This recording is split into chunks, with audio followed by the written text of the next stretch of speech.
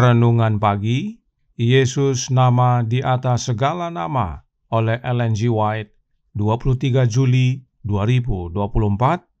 Mari kita berdoa.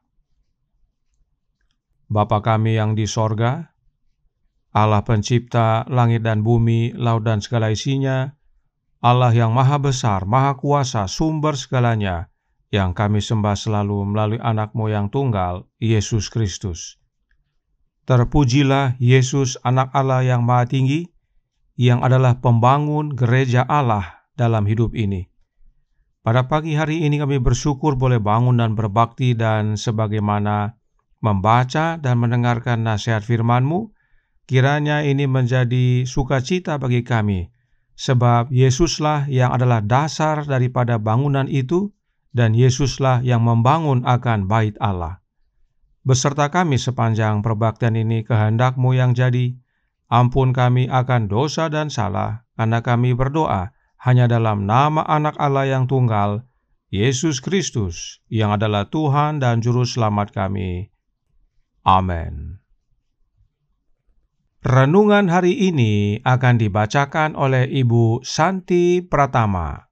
Kepada Ibu Santi, kami persilahkan.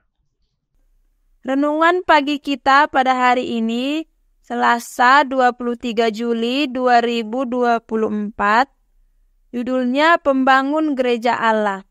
Ayatnya dari kitab Zakaria 6 ayat 12. Dan ia akan mendirikan bait Tuhan. Dalam bait suci di sorga, tempat bersemayangnya Allah, taktanya ditegakkan dalam kebenaran dan penghakiman. Di bilik maha suci terdapat hukumnya, aturan kebenaran agung yang melaluinya seluruh umat manusia diuji. Tabut yang menyimpan loh-loh hukum Taurat ditutupi dengan tutup pendamaian, yang di hadapannya Kristus memohonkan darahnya demi kepentingan orang berdosa. Dengan demikian melambangkan kesatuan, keadilan, dan belas kasihan dalam rencana penebusan yang tak terbatas dapat dicapai. Itu adalah persatuan yang memenuhi seluruh sorga dengan rasa takjub dan kekaguman. Kerup-kerup bait suci di bumi yang memandang ke bawah dengan hormat, ketutup pendamaian melambangkan minat yang dimiliki penghuni sorga untuk merenungkan pekerjaan penebusan. Inilah misteri belas kasihan yang ingin dilihat oleh para malaikat, bahwa Allah dapat berlaku adil ketika Ia membenarkan orang berdosa yang bertobat dan memperbaharui persekutuannya dengan umat manusia yang telah jatuh, bahwa Kristus dapat membungkuk untuk membangkitkan banyak orang dari jurang kehancuran dan mengenakan kepada mereka pakaian kebenarannya yang tak bernoda, untuk bersatu dengan para malaikat yang tidak pernah jatuh dan tinggal selamanya di hadirat Allah. Pekerjaan Kristus sebagai perantara umat manusia disajikan dalam nubuatan Zakaria yang indah mengenai Dia. Inilah orang yang bernama Tunas. Nabi bersabda, "Dialah yang akan mendirikan bait Tuhan, dan Dialah yang akan mendapat keagungan dan akan duduk memerintah di atas tahtanya. Di sebelah kanannya akan ada seorang imam, dan pemufakatan tentang damai akan ada di antara mereka berdua." Zakaria 6 ayat 12-13. Melalui pengorbanan dan perantaraannya, Kristus adalah dasar sekaligus pembangun gereja Allah. Rasul Paulus menyebut Dia sebagai batu penjuru. Di dalam Dia tumbuh seluruh bangunan rapi tersusun menjadi bait Allah yang kudus di dalam Tuhan. Di dalam Dia kamu juga, katanya, turut dibangunkan menjadi tempat kediaman Allah di dalam Roh. Efesus 2 ayat 20-22. Dialah yang akan mendapat keagungan, milik Kristuslah kemuliaan penebusan bagi umat manusia yang telah jatuh.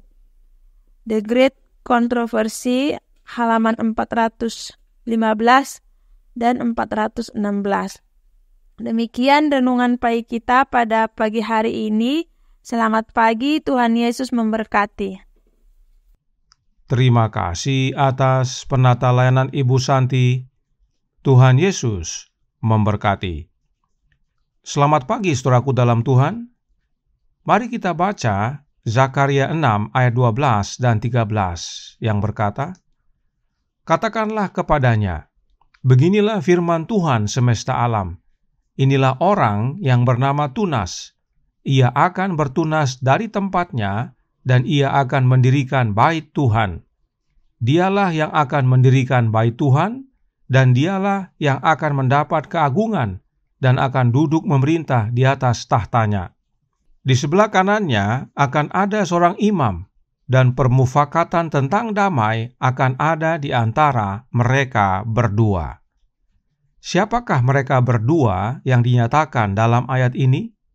Mereka berdua adalah Allah Bapa dan Anaknya. Sebab Tuhan dalam huruf besar adalah Jehovah, dan Jehovah adalah Allah Bapa. Kemudian, Sang Tunas adalah Yesus Kristus, Anak Allah. Karenanya, permufakatan damai tersebut ada di antara Allah Bapa dan Anaknya. Karenanya Roh Nubuat berkata dalam The Great Controversy, edisi 1888, halaman 416, paragraf 4. Dan permufakatan tentang damai akan ada di antara mereka berdua. Kasih Bapa tidak kurang dari kasih Anak, adalah mata air keselamatan bagi orang yang telah hilang. Yesus berkata kepada murid-muridnya sebelum ia pergi, "Dan tidak aku katakan kepadamu bahwa aku meminta bagimu kepada Bapa, sebab Bapa sendiri mengasihi kamu." Yohanes 16 ayat 26 dan 27. Allah mendamaikan dunia dengan dirinya oleh Kristus. 2 Korintus 5 ayat 19. Dan dalam pelayanan di dalam tempat kudus di atas, permufakatan tentang damai akan ada di antara mereka berdua.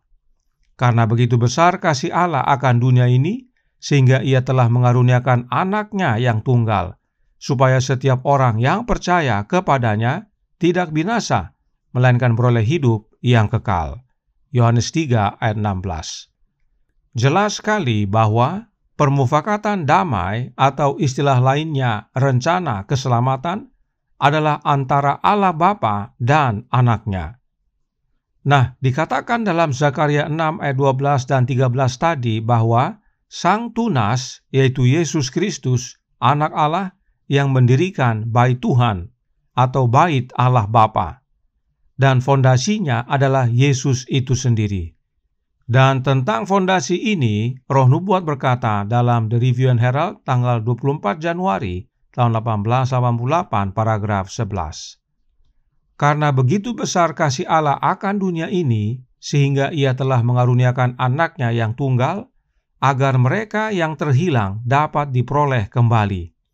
Pengorbanan dan pengantaraan Kristus telah membawa jiwa yang bertobat ke dalam hubungan yang kudus dengan Bapa yang kekal. Inilah makna Yesus yang membangun bait Tuhan. Sebab bait yang dibangun bukanlah bangunan fisik, tetapi bangunan rohani yang terdiri dari umat-umat Allah yang telah jatuh ke atas batu karang yang kekal dan hancur, serta menerima hidup Yesus menggantikan hidup mereka. Tentang hal ini Paulus tuliskan dalam Efesus 2 ayat 19 sampai 22. "Demikianlah kamu bukan lagi orang asing dan pendatang, melainkan kawan sewarga dari orang-orang kudus dan anggota-anggota keluarga Allah yang dibangun di atas dasar para rasul dan para nabi dengan Kristus Yesus sebagai batu penjuru. Di dalam Dia tumbuh seluruh bangunan, rapih tersusun menjadi bait Allah yang kudus di dalam Tuhan. Di dalam Dia kamu juga turut dibangunkan menjadi tempat kediaman Allah di dalam Roh." Jelas bahwa bangunan bait Allah atau gereja Allah adalah kita, umat-umatnya. Kita menjadi tempat kediaman Allah di dalam Roh. Itu sebabnya bangunan bait Allah itu bukanlah secara fisik, tetapi secara rohani. Oleh sebab itu, renungan hari ini berkata, melalui pengorbanan dan pengantaraannya, Kristus adalah dasar sekaligus pembangun gereja Allah. Bangunan rohani tersebut hanya Yesus dasarnya dan hanya Yesus yang dapat membangunnya. Kenapa? Ingat kembali kutipan berikut ini dalam From Heaven with Love, halaman 100 paragraf 2. Kita tidak dapat dengan sendirinya mengusir kerumunan jahat yang telah menguasai hati. Hanya Kristus yang dapat membersihkan bait suci jiwa. Tetapi Dia tidak akan memaksa masuk. Dia datang ke dalam hati, tidak seperti datang ke Ka'bah yang lama. Tetapi Dia berkata, "Lihat, aku berdiri di muka pintu dan mengetok. Jikalau ada orang yang mendengar suaraku dan membukakan pintu, aku akan masuk mendapatkannya." Wahyu 3 ayat 20. Kehadirannya, yaitu kehadiran Kristus, akan membersihkan dan menguduskan jiwa, sehingga itu bisa menjadi bait yang kudus bagi Tuhan dan tempat kediaman Allah di dalam roh.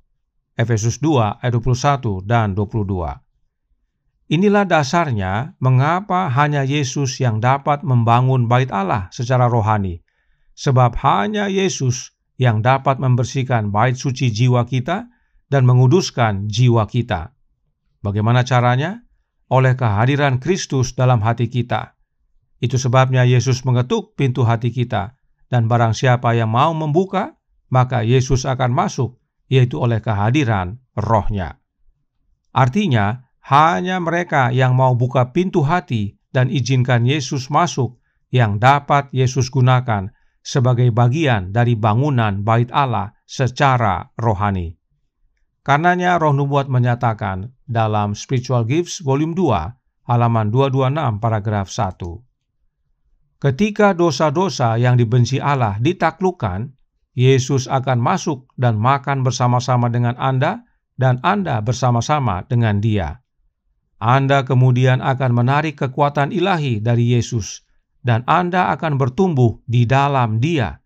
Dan dengan kemenangan suci dapat berkata, "Terpujilah Allah yang telah memberikan kepada kita kemenangan oleh Yesus Kristus Tuhan kita."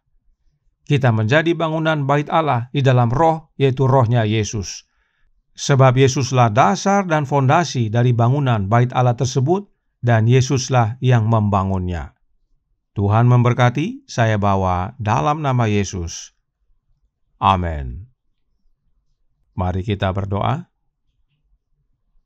Bapa kami yang di sorga, Allah pencipta langit dan bumi, laut dan segala isinya, Allah yang maha besar, maha kuasa, sumber segalanya, yang kami sembah selalu melalui anak-Mu yang tunggal, Yesus Kristus. Terima kasih atas nasihat yang indah pada pagi hari ini, bahwa Yesuslah dasar dan fondasi dari bangunan bait Allah, dan Yesuslah yang membangun akan bait Allah tersebut. Dan bangunan tersebut adalah kami semua, umat Allah yang percaya kepada Kristus dan menerima pengantaraannya kepada Bapa. Karenanya tolong kami ya Bapa, karuniakanlah roh anak-Mu dalam hidup ini, dan biarlah kami semua yang percaya menerima Kristus dalam hati.